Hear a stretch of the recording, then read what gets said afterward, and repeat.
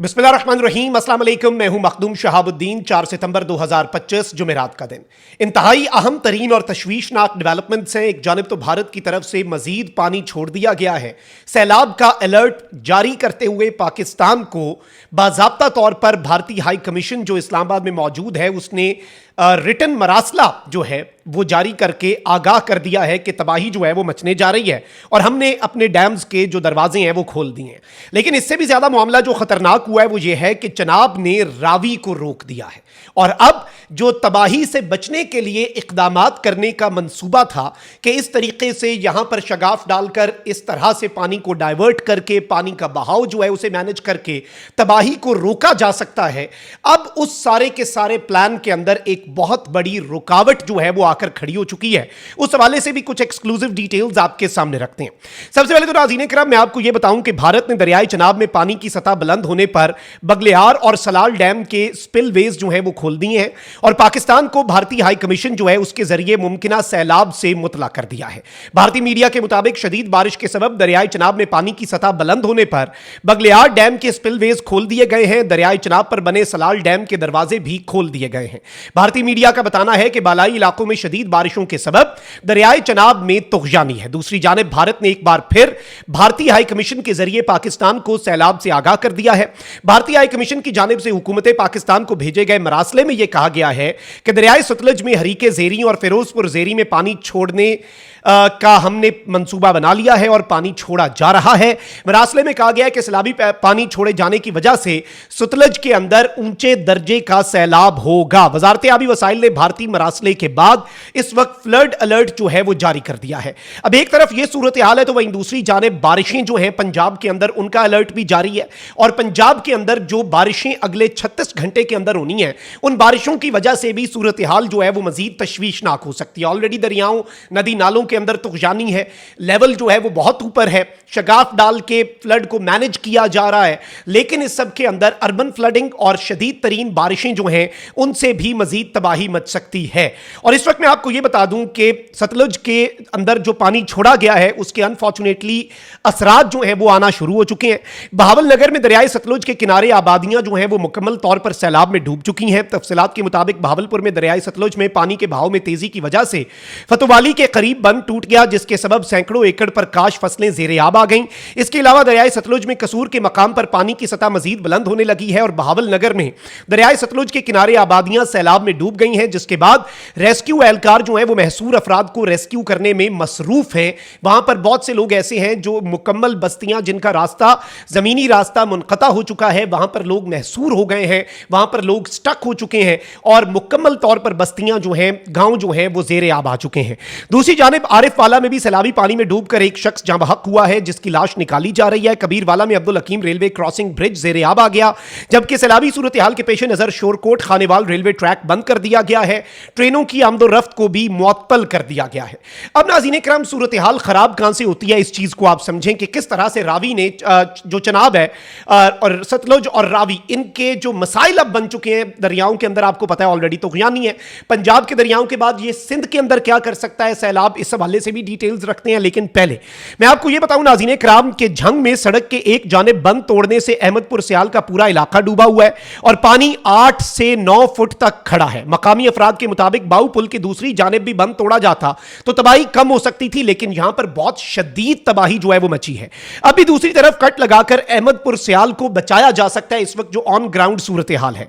इसके साथ साथ शहरियों के मुताबिक दूसरी जानिब आम शख्सियात जो हैं उनके बागात भी हैं और बंद जो है वो नहीं तोड़ा जा रहा। शायद कुछ आम शख्सियात जो हैं उनके बाग जो हैं वो बचाए जा रहे हैं और अगर पानी यूं ही खड़ा रहा और मजीद पानी भी आ रहा है तो लोगों के घर जो हैं वो दरियाबुर्द होना शुरू हो सकते हैं।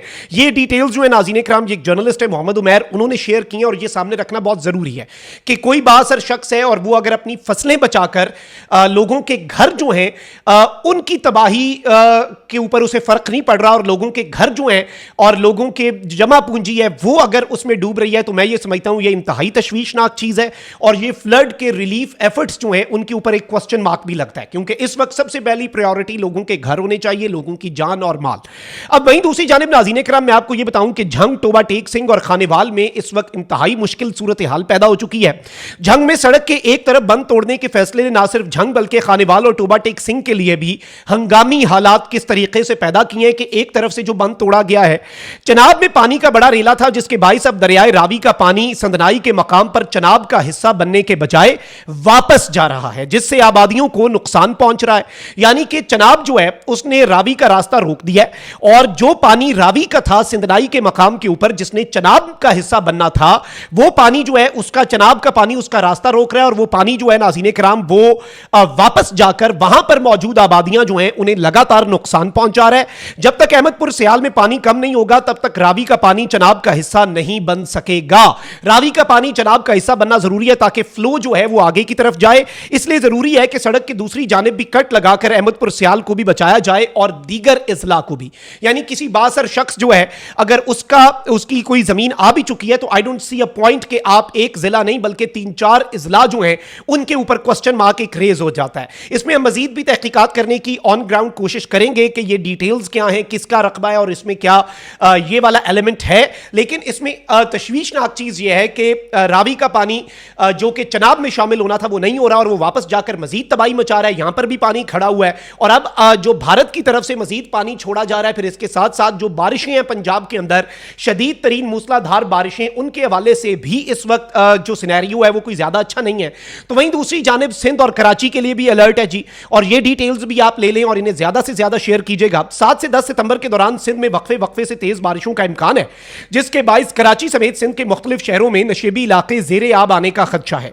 महकमे मौसमियात के मुताबिक हवा का कम दबाव इस वक्त भारतीय रियासत मध्य प्रदेश में है। हवा का कम दबाव 6 सितंबर को राजस्थान से मुल्हिका सिंध के इलाकों तक पहुंचने का इम्कान है। इस निजाम के बाइस सिंध और पंजाब के मशरकी इलाकों में 6 सितंबर से तेज मॉनसून हवाएं दाखिल होने का इम्कान है। यानी पंजाब के मशरकी इलाके और सिंध, यहां पर तेज मॉनसून की हवाएं दाखिल होने का इम्कान है। 7 से 10 सितंबर के दौरान थरपाकर, मिठी, इस्लामकोट, नंगर पारकर, छाछरो और उमरकोट, मीरपुर खास, सांगड़, खैरपुर, शहीद बेनजीराबाद, मटियारी, टंडू अलायार, टंडू मोहम्मद खान, हैदराबाद, ठट्ठा बदीन, सजावल, जामशोरो, दादू, कश्मोर, सखर, लाड़काना, जैकबाबाद, शिकारपुर, घोटकी और कराची में शदीद तरीन बारिशें हो सकती हैं। और इस सब के अंदर मैं आपको यह बता दूं कि मुकम्मल तौर पर शहर जो है वो जेर आब आ सकता है। बलूचिस्तान के भी कई इजला के अंदर बारिशों के इम्कान है। इस्लामाबाद, रावलपिंडी समेत पंजाब के भी कई इजला में अब 6 से 8 सितंबर के दौरान, पहले आ रहा था कि 5 सितंबर तक पंजाब में और इस्लामाबाद में बारिशें होंगी, लेकिन अब यह बताया जा रहा है कि 5 सितंबर के बाद फिर 6 से 8 सितंबर के दौरान भी बारिशों का इम्कान है। और महकमा मौसमियात ने यह खबरदार किया है कि बारिश से पंजाब में सैलाब से मुतासरा इलाकों में सूरत हाल मजीद खराब हो सकती है। बरसाती नदी नालों में तुगयानी का खदशा भी है और सिंध में ऑलरेडी आपको यह पता होना चाहिए कि जो पानी एस्टिमेट लगाया जा रहा है उसके मुताबिक फ्लड नहीं, सुपर फ्लड की जो कैटेगरी है उससे भी मामला जो है वो बहुत ऊपर जा चुका है। इसके साथ ही साथ पंजाब के अंदर भारत ने नया अलर्ट जारी कर दिया सतलुज का।